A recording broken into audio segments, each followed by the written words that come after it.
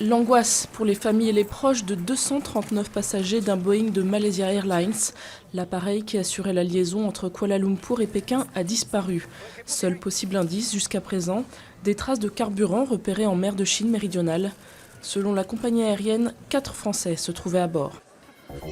Les partisans de Moscou mobilisés dans les bastions de l'Est de l'Ukraine.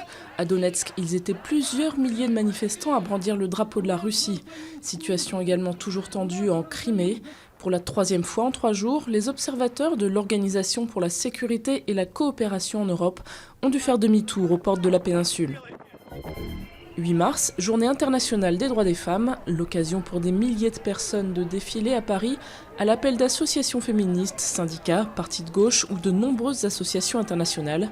Leur credo, défendre la cause des femmes partout dans le monde et dire halte aux violences. Pour les professionnels du secteur, c'est un soulagement. Les magasins de bricolage peuvent de nouveau ouvrir le dimanche en toute légalité après la publication d'un nouveau décret. Aussitôt, des syndicats de commerce ont brandi la menace d'un nouveau recours devant le Conseil d'État.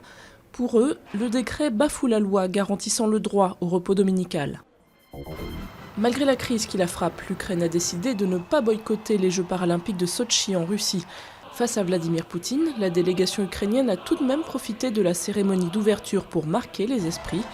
Le biathlète Mikhailo Tkatchenko était seul en piste pour représenter son pays. Tout un symbole.